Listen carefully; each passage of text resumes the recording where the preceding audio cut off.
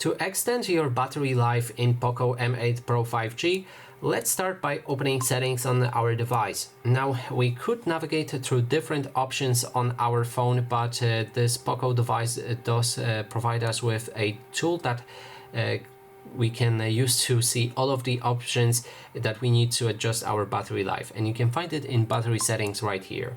Then in the current mode, first of all, you can switch between balance, battery saver, or ultra battery saver. Now if you're really low on battery but you need your phone up, then I would recommend to just enter ultra battery saver instantly without managing any other settings right here. Your phone will change drastically, but you'll get some battery, a lot of battery life that way. Now let me show you how to do it if you just want to improve your battery life in the meantime. So all you have to do is click on battery checkup.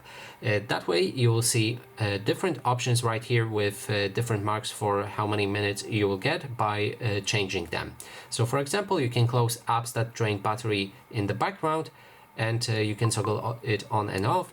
Don't allow apps to auto start, and again we'll get 3 minutes, that is 6 at total.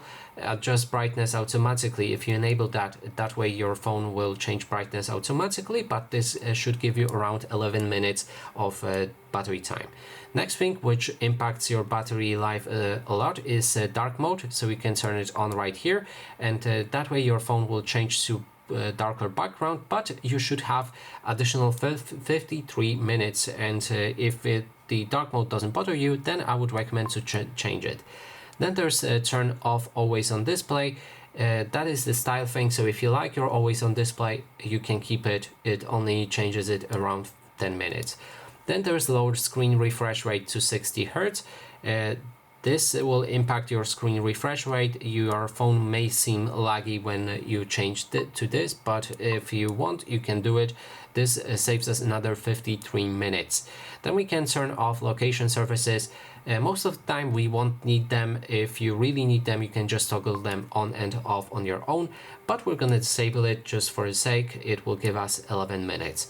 Then we can disable haptic feedback, which is vibrations for touches, and you can turn it off. That way you won't feel the vibrations when clicking on buttons, but it will give you 5 minutes.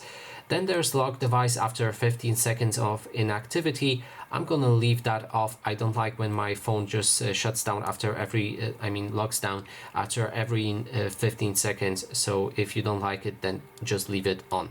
And next things are optimization. I've already optimized device today, so I guess I don't have this, but if you have it, then you can also click on it to activate it. That way you should save your battery life. Now finally, when we sum everything together, as you can see, it will give us additional 2 hours and 19 minutes if we apply those settings. So that is basically everything. Thanks so much for watching, and if you like this video, please consider subscribing.